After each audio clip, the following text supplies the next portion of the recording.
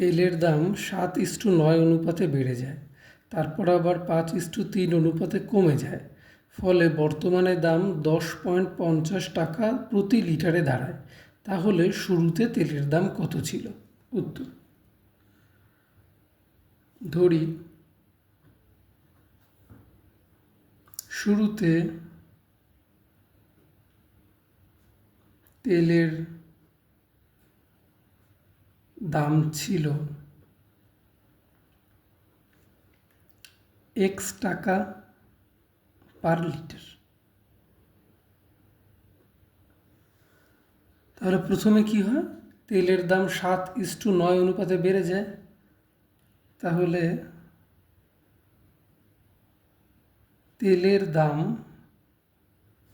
প্রথমে 7:9 অনুপাতে বেড়ে যায়।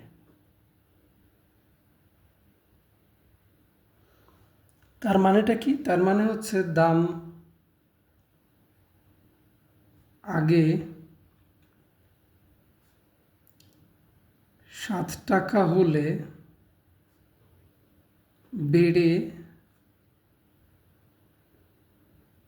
এখন হয় 9 টাকা।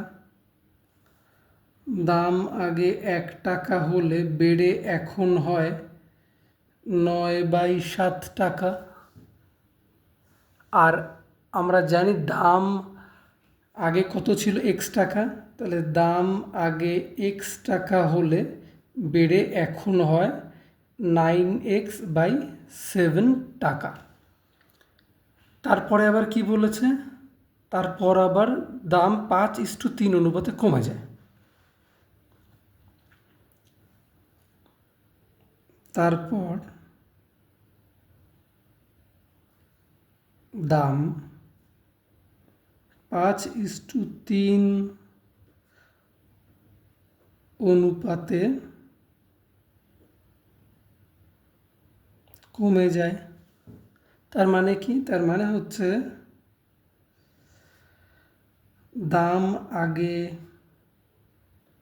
5 টাকা হলে কমে এখন হয় 3 টাকা। দাম আগে 1 টাকা হলে কমে এখন হয় 3/5 টাকা। আর দাম কত ছিল লাস্ট? 9x/7। তাহলে দাম আগে 9x/7 টাকা হলে কমে এখন হয় 5/3 ইন্টু 9x/7 টাকা। আর বর্তমানে কত টাকা দাম দাঁড়িয়েছে? কি বলা আছে প্রশ্নে? প্রশ্নে বলা আছে বর্তমানে দাম দাঁড়িয়েছে 10.50 টাকা। তার মানেই হচ্ছে এই বর্তমানের দাম ইজিক্যাল টু 10.50। তাহলে প্রশ্নানুসারে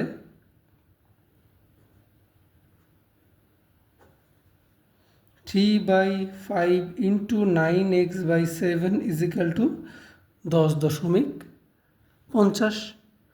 তাহলে এখানে পয়েন্ট তুলে দিলে নিচে 100, 0 0 কেটে গেল, 5 দিয়ে 2 10, 5 দিয়ে কাটলে 5 গুণে 10, 5 একে 5। আর কাটাকাটি যাবে। আর এখানে কাটাকাটি বলতে 3 দিয়ে 3 নং 27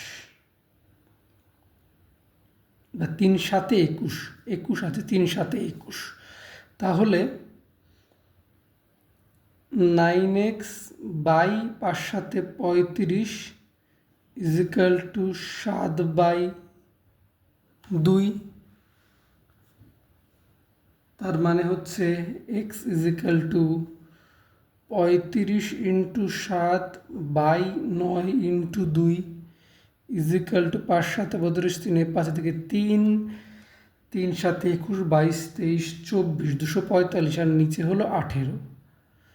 ভাগ করলে 245 কে 18 দিয়ে 1 18 8 আর 6 14 65